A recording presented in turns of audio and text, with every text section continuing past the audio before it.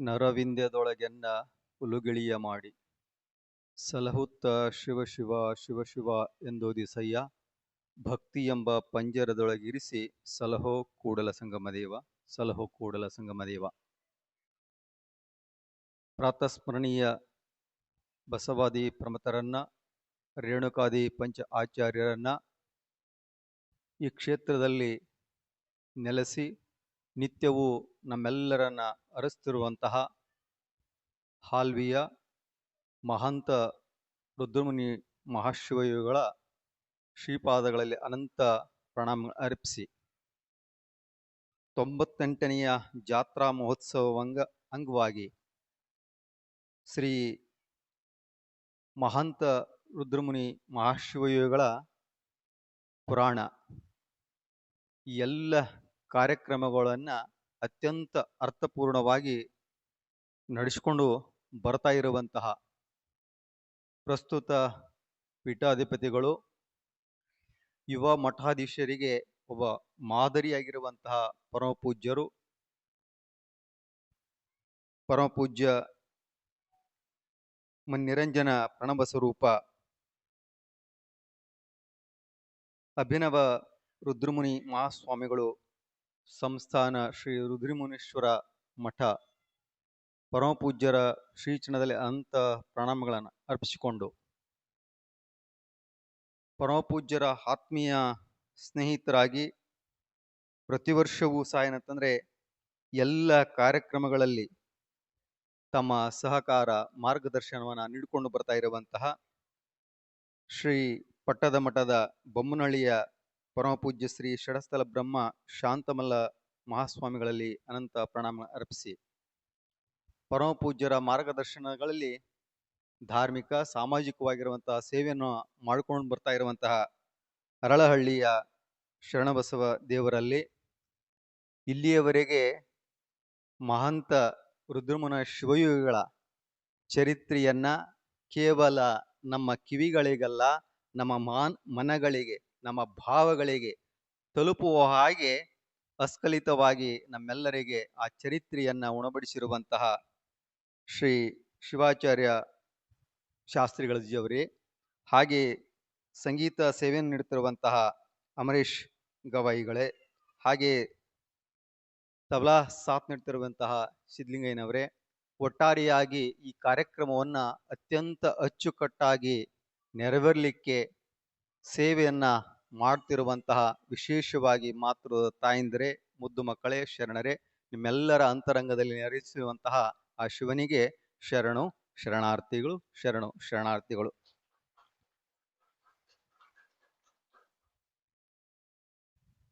ಇವತ್ತ ಹೇಗಾಗಿದೆ ಅಂತಂದ್ರೆ, ಈಗಾಗಲೇ ಸಾಕಷ್ಟು ಪುರಾಣಗಳನ್ನು ನಾವು ಕೇಳ್ಕೊಂಡು ಬರ್ತೇವೆ. ಒಂದು ಹೇಗೆ 18 ಪುರಾಣಗಳಿದೇವಲ್ಲ, ಅದರಲ್ಲಿ ವ್ಯಾಸ ಬರೆದಿರುವಂತ ಒಂದು ಭವಿಷ್ಯ ಪುರಾಣ ಅಂತ ಒಂದು ಬರೆದಿದ್ದಾನಂತೆ. ಆ ಪುರಾಣ ಹೇಳ್ತಿದೆ ಅಂತ ಏನ್ ಹೇಳುತ್ತೆ ಅಂತಂದ್ರೆ, ಪುರಾಣ ಅಂತಂದ್ರೆ ಕಲ್ಪನೆಯಲ್ಲ, ಇತಿಹಾಸ. ಏನು ಛತ್ರಿಯಲ್ಲಿ ನಾವು ಕೇಳ್ಕೊಂಡು ಬಂದೀವಲ್ಲ, ರುದ್ರಮುನಿ ಶಿವಯೋಗಿಗಳು ಈ ರೀತಿಯಾಗಿ ಸಂಚಾರ ಮಾಡ್ತಾ ಭಕ್ತರ ಕಷ್ಟ, ನೋವು, ದುಃಖಗಳನ್ನ ನಿವಾರಣೆ ಮಾಡ್ತಾ ಅವರು ಹೀಗಿದ್ರು ಅನ್ನುವಂಥದ್ದು ಇತಿಹಾಸವನ್ನ ಕೇಳ್ತೀವಲ್ಲ, ಹಾಗೆ ಭವಿಷ್ಯ ಅನ್ನುವಂಥ ಒಂದು ಪುರಾಣ ಇದೆ. ಅದರಲ್ಲಿ ಈಗಾಗಲೇ ನಾವು ಕಲಿಯುಗದಲ್ಲಿ ಬದುಕನ್ನ ಮಾಡ್ತಾ ಇದ್ದೀವಿ. ಈ ಕಲಿಯುಗದ ಜೀವಿಸುವಂತ ಜೀವಿಯ ಆಯುಷ್ಯ ಎಷ್ಟು ಅಂತ ಕೇಳಿದ್ರೆ ನಾವೆಲ್ಲರೂ ಸಹ ಏನಂತಂದ್ರೆ ಈ ಹಿಂದೆ 100 ವರ್ಷ ಅಂತಿದ್ವಿ. ಆದರೆ ಸರಾಸರಿ ಏನಾಗಿದೆ, 40 ವರ್ಷಕ್ಕೆ ಬಂದು ನಿಂತಿದ್ದೀವಿ ನಾವು. ಮುಂದೆ ಹೀಗೆ ಈ ಅರ್ಧ ಗತಿಸಿರುವಂತಹ ಈ ಏನು ಕಲಿಯುಗ ಮುಂದೊಂದು 5000 ವರ್ಷಗಳ ನಂತರದಲ್ಲಿ ಹೇಗಾಗತ್ತೆ ಅಂತ ಅವರು ಬರಿತಾ ಇದ್ದಾರೆ. ಕೇವಲ ಅಂದಿನ ಜೀವಿಯ ವರ್ಷ ಏನಂತಂದ್ರೆ ಜೀವಿತ ಅವಧಿ ಕೇವಲ 18 ವರ್ಷ. ಕೇವಲ 18 ವರ್ಷ ಮಾತ್ರ ಮುಂದಿನ 5000 ವರ್ಷಗಳ ಮುಂದೆ ಬದುಕುವಂತ ಜೀವಿಯ ಆಯುಷ್ಯ ಇರ್ತದಂತೆ.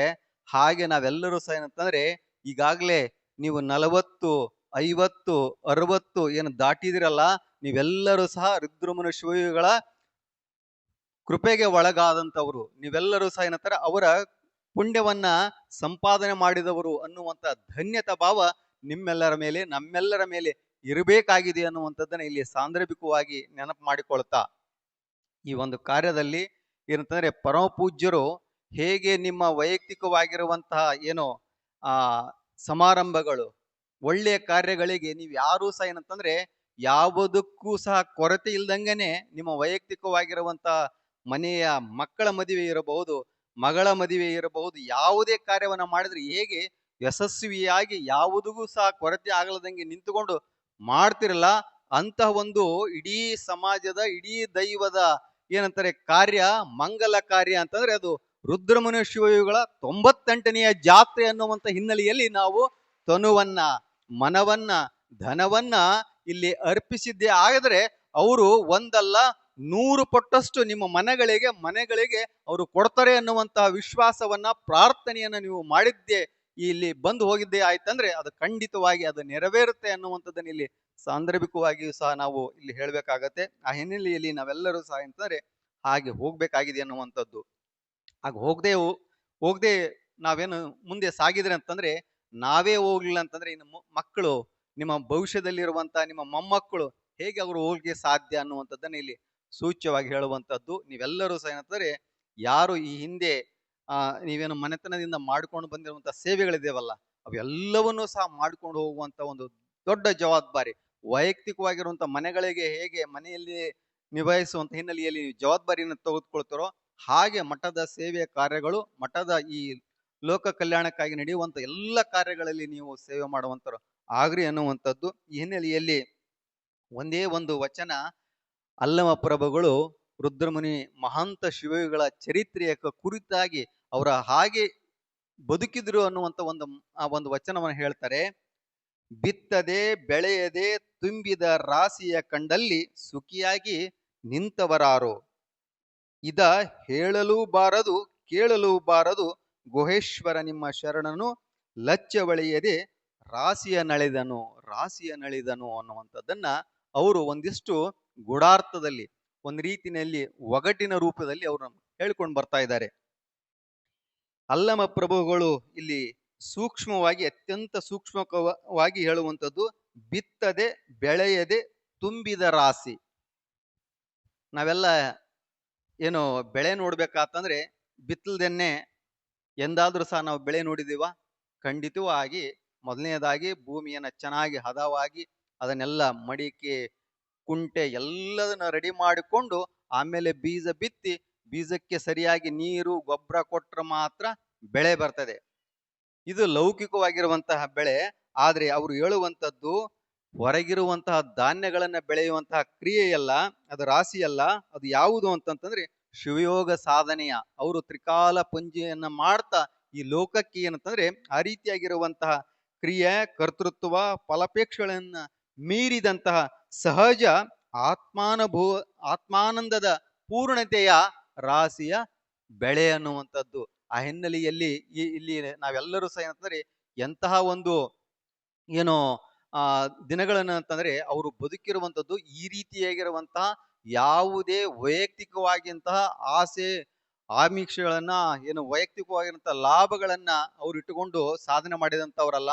ವೈಯಕ್ತಿಕವಾಗಿರುವುದಕ್ಕಿಂತ ಇದು ಲೋಕದ ಒಳಿತಿಗಾಗಿಯೇ ಅವರು ಸಾಧನೆಯನ್ನ ಲೋಕದ ಒಳಿತಿಗಾಗಿ ಅವರು ಚಿಂತನೆಯನ್ನ ಮಾಡ್ತಾ ಸಾಧನೆಯನ್ನ ಮಾಡ್ತಾ ಅವರು ಬಂದಂತವ್ರು ಆಗಿದ್ದಾರೆ ಅನ್ನುವಂಥದ್ದು ಇಲ್ಲಿ ಆ ರೀತಿಯಾಗಿ ನಾವೆಲ್ಲರೂ ಸಹ ಅಂತಂದ್ರೆ ಕೇವಲ ನಾವು ಬಿತ್ತಿ ಬೆಳೆಯುವಂಥದ್ದೇನೂ ಇಲ್ಲ.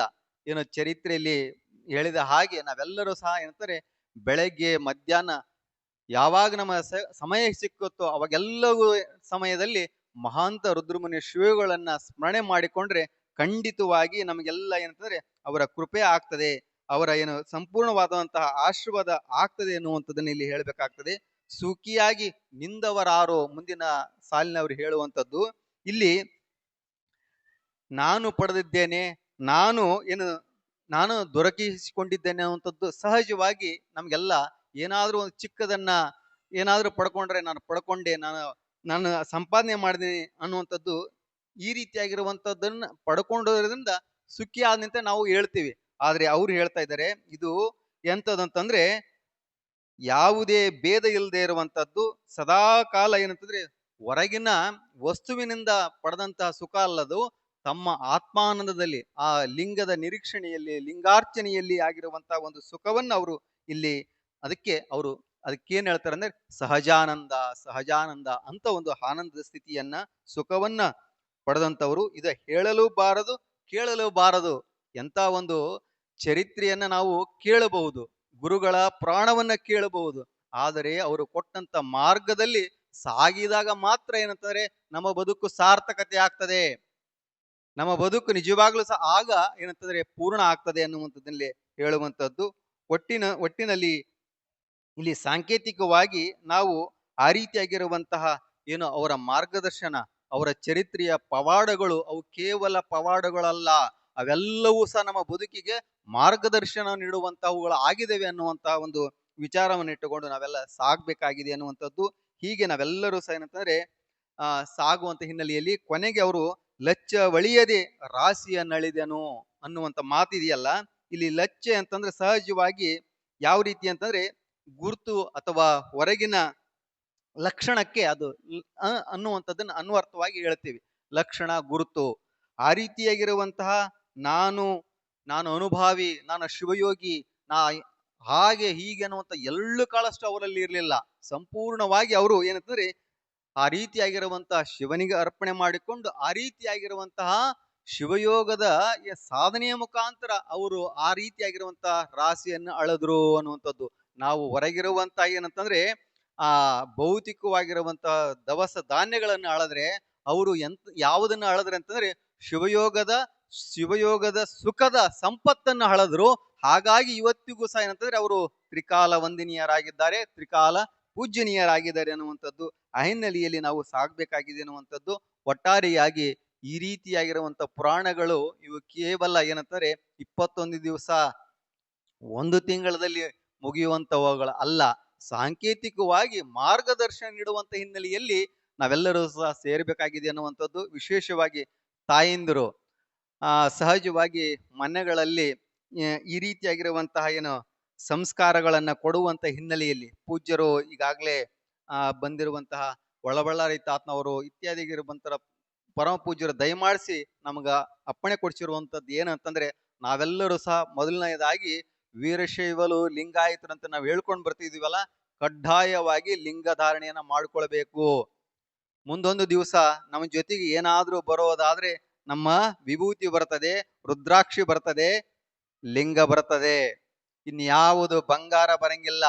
ಏನಾದ್ರೂ ಸಹ ಏನ್ ನಮ್ಮ ಕೊರಳಲ್ಲಿ, ನಮ್ಮ ಕಿವಿಯಲ್ಲಿ, ನಮ್ಮ ಕೈಯಲ್ಲಿ ಇತ್ತಂದ್ರೆ ಕೊನೆಯದಾಗಿ ಅವೆಲ್ಲವಗಳನ್ನ ಸಹಜವಾಗಿ ಕಿವಿಯಲ್ಲಿ ಹಾಕಿಕೊಂಡಿರುವಂತ ಬಂಗಾರ ಬರದೇ ಇತ್ತಂದ್ರೆ ಅದು ಕಟ್ ಮಾಡಿ ತಗೊಳ್ಕೊಳ್ತಾರೆ.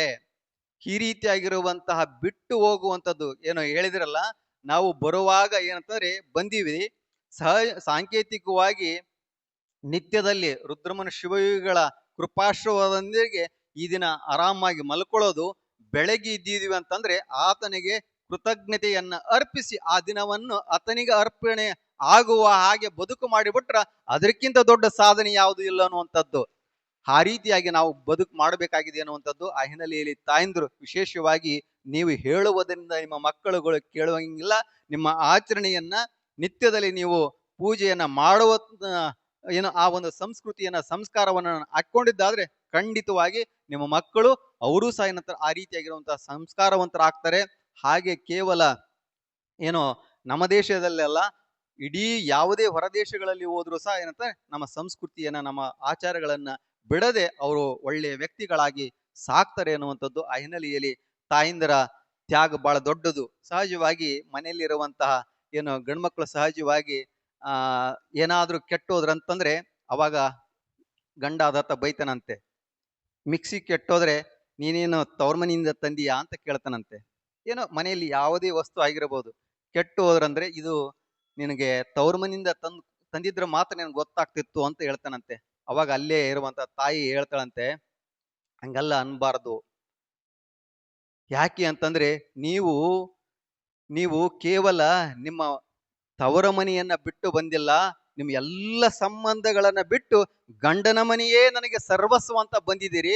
ಆ ಹಿನ್ನೆಲೆಯಲ್ಲಿ ತಾಯಂದ್ರು ಏನಂತಂದ್ರೆ ಆ ರೀತಿಯಾಗಿರುವಂತಹ ಸರ್ವಸ್ವವನ್ನ ಎಲ್ಲ ತವರ ಮನೆಯನ್ನ ಬಿಟ್ಟು ಬಂದಂತವರು ಈ ಬಂದಿರುವಂತಹ ಗಂಡನ ಮನೆಯೇ ಸರ್ವಸ್ವ ಅಂತ ಏನು ಬದುಕನ್ನು ಮಾಡಿಕೊಳ್ಳುವಂತ ಸಂದರ್ಭದಲ್ಲಿ ಗಂಡಂದರಾದಂಥವ್ರು ಗಣಮಕ್ಕಳಾದಂಥವ್ರು ಒಂದಿಷ್ಟು ವಿಚಾರ ಮಾಡಬೇಕು. ಅವರ ತ್ಯಾಗಕ್ಕೆ, ತಾಯಂದಿರ ತ್ಯಾಗಕ್ಕೆ ಯಾರೂ ಸಹ ಬೆಲೆ ಕಟ್ಟಲಿಕ್ಕೆ ಸಾಧ್ಯ ಇಲ್ಲ. ಆ ಹಿನ್ನೆಲೆಯಲ್ಲಿ ಆ ಒಂದು ಧರ್ಮ, ಒಂದು ಏನಾದ್ರೂ ಆಚಾರ ವಿಚಾರಗಳು ಉಳಿಬೇಕಾದ್ರೆ ಅದು ತಾಯಂದಿರಿಂದ ಮಾತ್ರ ಅನ್ನುವಂಥದ್ದನ್ನ ಹೇಳ್ತಾ ಆ ರೀತಿಯಾಗಿರುವಂತ ಒಂದು ಪರಂಪರೆಯನ್ನ, ಸಂಸ್ಕಾರವನ್ನ ನೀವು ಹಾಕೊಂಡು ಹೋಗ್ರಿ.